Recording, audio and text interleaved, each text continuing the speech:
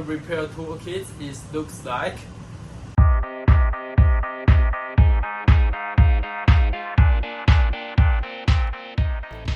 What's going on, guys? It is Willie from Xunwang. Today we moving on to the what is in the box.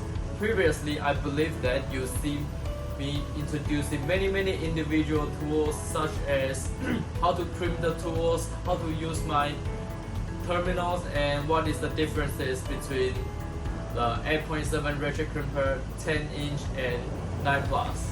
It is my pleasure to show you the kit. The name of the kit is 12-piece JPT connector repair toolkit.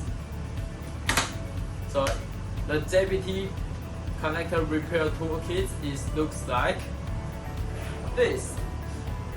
So as you can see here, you got 6 different plastic box inside the kit, 1 wire stripper, 2 removal tools in a different size, and also our jaws for JPT connector, which is L and L1 jaws with the 9 Plus retro crimper.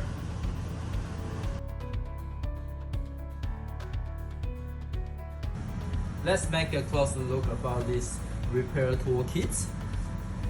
So as I mentioned, we got 6 empty plastic box, 1 wire stripper, 2 different kinds removal tools, and the jaws represent JPT connector, which is L and L1 jaws, with our new product 9 Plus inch retro crimper.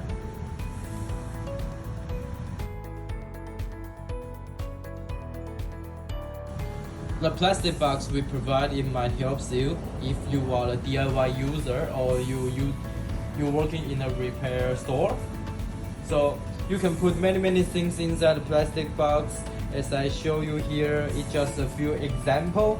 So fuse the terminals, seal or extra jaws you bought from us, and sometimes people will put their heat shrink connector inside, or even a heat shrink tube inside of the plastic box.